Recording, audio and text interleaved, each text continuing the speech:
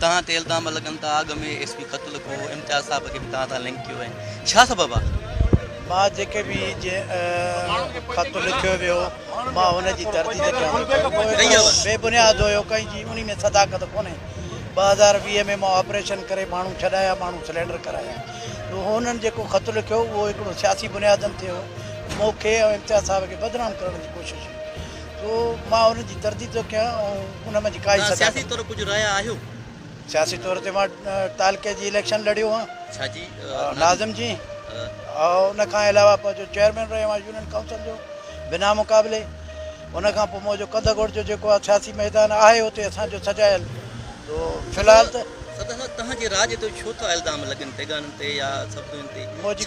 मुंहिंजी क़ौम में अणपढ़िया आहिनि घणा, उनजे करे इल्ज़ाम लॻनि था। पढ़ियल कढ़ियल हुजे हा त उहो पंहिंजो डिफेंड पाण करे हा। हिन वक़्तु उहे अणपढ़ी क़ौम आहे, उन्हनि खे न स्कूलनि जी सहूलियत आहे न उन्हनि खे का ॿी सहूलियत। स्कूल त गढ़ी में आहिनि, गढ़ी तेगो में स्कूल ठहियल आहिनि पर उस्ताद अचनि कोन था पिया। अस्पताल ठहियल आहे त उहा खंडरात में बदिलजी वई आहे, काई सहूलियत कोन ॾिनी आहे।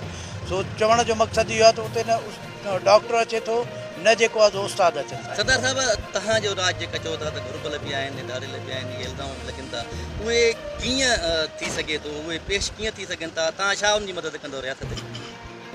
रियासत जी हमेशह मदद कई आहे। रियासत जी मदद खां मां बख़ूबी वाक़िफ़ु आहियां। मां उन्हनि जी बहितरीन तरीक़े सां मदद कई आहे। कश्मीर खां वठी वेंदे दादू ताणी इहो क्रिमिनल एलिमेंट आहिनि, सिर्फ़ु मुंहिंजी क़ौम में न पर सभिनी क़ौमनि में आहिनि। मां सियासत खां ॿाहिरि आहियां, इन जे करे मुंहिंजे मथां इल्ज़ाम लॻनि। न, तव्हां जहिड़ी मदद बि कयो था उहा त पुलिस ऐं तव्हां ख़बर वरी इल्ज़ाम बि लॻनि था। असांखे बि जेके माण्हुनि खे ॿुधायो त मां हीअ मदद कई आहे, उन करे इल्ज़ाम लॻाइनि। उहो त तव्हांजी मीडिया बाक़ाइदे कचे में आई आहे। मां साण गॾु गुज़िरियल साल ऑपरेशन में जो हुई त मां कहिड़ी मदद कई उहा तव्हां सभिनी खां ॻुझी कोन्हे का। तव्हां नुमाइंदनि खां काई बि ॻुझी कोन्हे, तव्हां रिकॉर्ड करे आया हो, हाणे त रिकॉर्ड आहे उहा सभु शइ। इन खां वधीक कंहिं बि सरदार मां जेतिरी मदद कई हुजे उहो मूंखे तव्हां चयो। हाणे केस जी छा नुहियत बीठी आहे?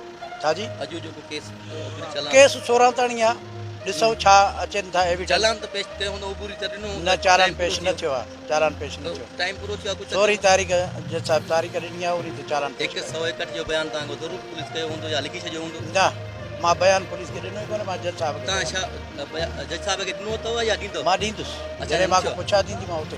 हाणे छा घुर आहे पुलिस खां, छा थियणु खपे? इंसाफ़ थियणु खपे। कचे में छा थियणु खपे? ऑपरेशन, फौजी ऑपरेशन। मां हमेशह फौजी ऑपरेशन जी हिमायत कई आहे। सॼे कचे में फौजी ऑपरेशन थिए त इहे एलिमेंट जेके आहिनि ख़तमु थी